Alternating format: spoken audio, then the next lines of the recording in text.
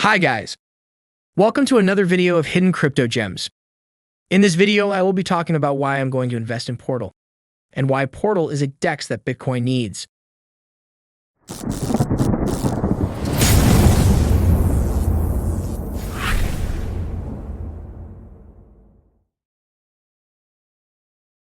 For those who are new to Hidden Crypto Gems channel, I only talk about cryptos on this channel. The main topics are new projects in decentralized finance, NFTs, play-to-earn games, and other crypto-related subjects. If you like what I talk about, give this video a thumbs up and subscribe to my channel. Make sure that you follow my Twitter FBAN84 as well. And join my Discord group. This way, you won't miss any life-changing opportunities. For disclosure, I am not a professional financial advisor. I only share my thoughts and views on my investments. Before you make any investment, you need to do your own research and due diligence. Before I get into Portal, I want to talk about Wrapped Bitcoin. For those who don't know what Wrapped Bitcoin is, Wrapped Bitcoin is a token that is wrapped on Bitcoin. It basically means that this token is backed one-on-one by Bitcoin. Specifically, every existing Wrapped Bitcoin is secured in a one-on-one ratio to Bitcoin, which is stored in the depot of the platform that is wrapping the coins. There are many advantages with having a Wrapped Bitcoin, but there is one huge disadvantage, and that is centralization. As recently pointed out by the inventor of Ethereum, Vitalik Buterin, the trustworthiness of many of the coins offered in exchange for wrapped versions is questionable. He explains that many of the issued tokens are sensitive to centralization because they depend on the platform that issues them. Since decisions about wrapped assets are thus made centrally, there is a risk of market consumption and possible biased abuse of power. This issue exists because the protocols for wrapping assets such as Bitcoin are not Turing-complete. In other words, wrapping cannot be automated via a smart contract on the Ethereum blockchain. Instead, the wrapping is usually done instantaneously via a central program, which is therefore open for manipulation. And this is where Portal comes in. Portal aims to be a self-governing, anonymous, uncensored, decentralized finance ecosystem for Bitcoin. Portal's DEX is going to be a cross-chain DEX. So what this means is that with the Portal DEX, you can swap your Bitcoin on any blockchain. On November 17th, the decentralized exchange and self-custody wallet platform Portal has announced a strategic partnership agreement with Layer 2 blockchain network Polygon to advance Bitcoin functionality in the decentralized finance market. Portal currently offers a fully decentralized on-chain spot and options trading, as well as peer-to-peer lending and borrowing. I like this very much, because currently, options trading on crypto is only available on centralized exchanges. Options trading on a DEX could be the next big thing for decentralized finance.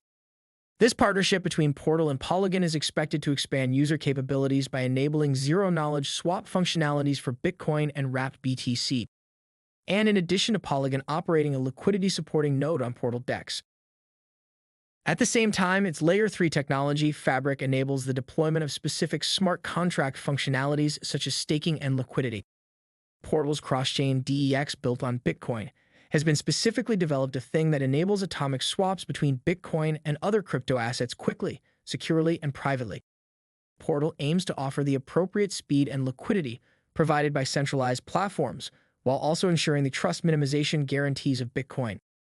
Portal aims to be an all-utilized on-chain, peer-to-peer contracts without third-party custody requirements from spot markets to auctions, P2P lending, and borrowing. At the heart or center of Portal is its Layer 2/Layer 3 tech. It is known as Fabric, which is described as an open-source toolkit for launching censorship-resistant layers right on top of the Bitcoin-based layer. Fabric has been designed to support the fully private, off-chain execution of smart contracts for asset issuance, P2P swaps, staking, liquidity, derivatives, and various other use cases. With the Portal multi-chain cross DEX, you can trade your real Bitcoin for other tokens on any blockchain. And you can do spot, options trading, peer-to-peer lending, and borrowing. In the next part of the video, the co-founder Chandra explains why Bitcoin needs an exchange that a government can't stop, and how Portal is an unstoppable DEX. This small conference talk gave me the chills and sold me entirely on Portal. Miners and so on and so on. And this is going to go on, bringing more people and more money into the system until Bitcoin becomes money. The thing that powers this transition, the engine that powers this journey of Bitcoin to becoming a generally accepted medium of exchange is trade. But the problem is almost all of trade today flows through centralized exchanges. And as George has touched on, and I think maybe Tim might have touched on this a little bit as well, they are a systemic vulnerability. They are a systemic threat to the adoption of Bitcoin. And that is precisely because, I can make the academic argument, but I'll give you the gist of it. When the big bad government wants to come for your Bitcoin, what do you think they'll do? I'll give you an example of what actually was done in India recently. They didn't like the fact that Bitcoin is competing with their favorite sun, which is their local Indian rupee. And they didn't try to exploit a BGP vulnerability and do a network level attack. They didn't actually start secretly mining and do a 51% attack. They didn't do any of those things. They just shut down exchanges and then pretty much took away all of the trade of Bitcoin in India. The more academic argument is they compromise censorship resistance because they can actually censor transactions. If you and I are just exchanging IOUs, that the exchange tells you you have 5 Bitcoin, I have 7 Bitcoin, that's just an IOU, it's just an entry in their database. It is not on-chain data. If they hold your Bitcoin for you, we're all just trading in scripts or banknotes, so to speak. And they mean nothing. They can arbitrarily seize your account and confiscate your Bitcoin. Even, whether it's malicious or under threat from a government, who knows?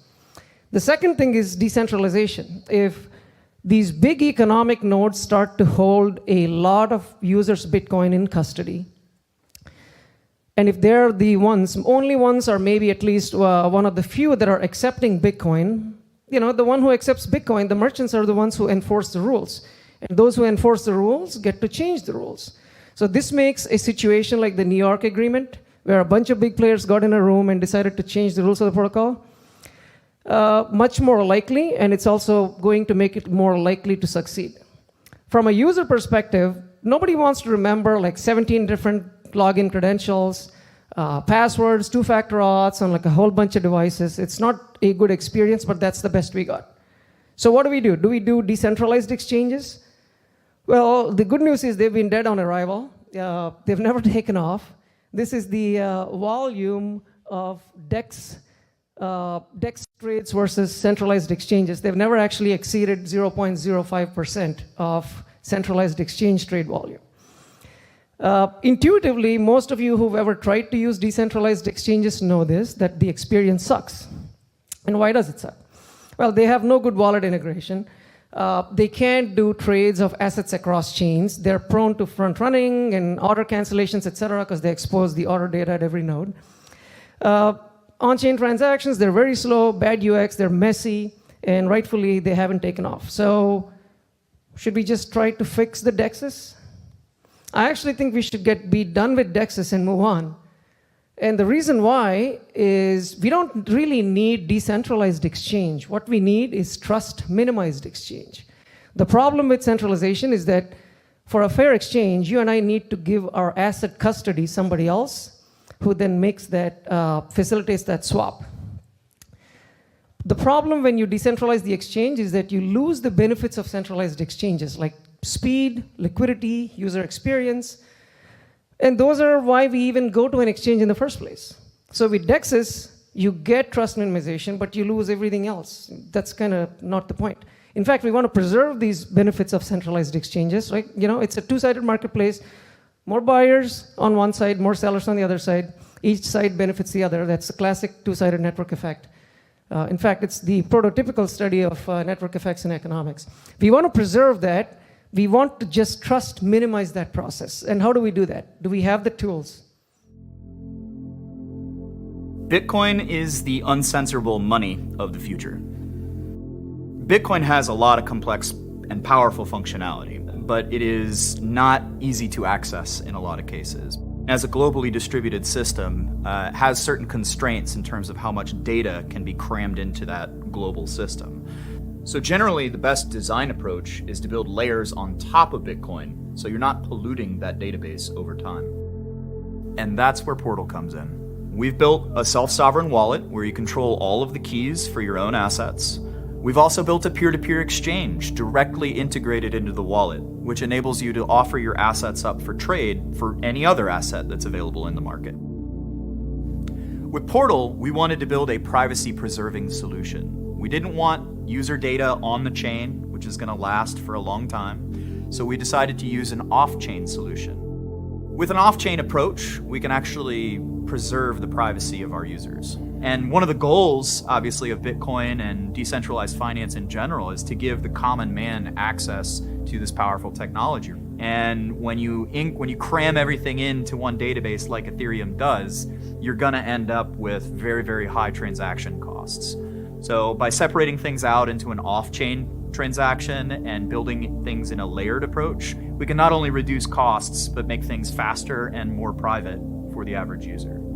That's why we chose to use Bitcoin as our base layer. It is an order of magnitude more secure than even the second place system behind it. We can rely on Bitcoin to be a base layer system to provide the security of a layer 1 blockchain while still extending and supporting additional features and functionality that the markets have come to expect. We've chosen to implement something known as an atomic swap using a feature of Bitcoin called a time lock. This enables you to trade assets between two different blockchains without ever relying on a third party. We can construct very powerful smart contracts, and in our case, we're building what are called atomic swaps, the ability to move Bitcoin from one blockchain to another and back again, which I think is ultimately what people are looking for. Portal is helping Bitcoin by bringing some of its most advanced functionality to the market. Currently, there's been a lot of theory, a lot of ideas, and a lot of prototypes being built over the years, but no one has actually brought these things to market in a big way. Portal is bringing Bitcoin's smart contracting features to the mainstream and bringing the idea of free trade back to the world. It's as simple as that. Portal is the resurgence of the free market in the truest of senses.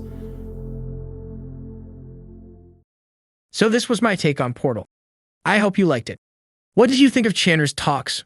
Were you impressed as well? Let me know in the comments. I hope that you enjoyed watching the video.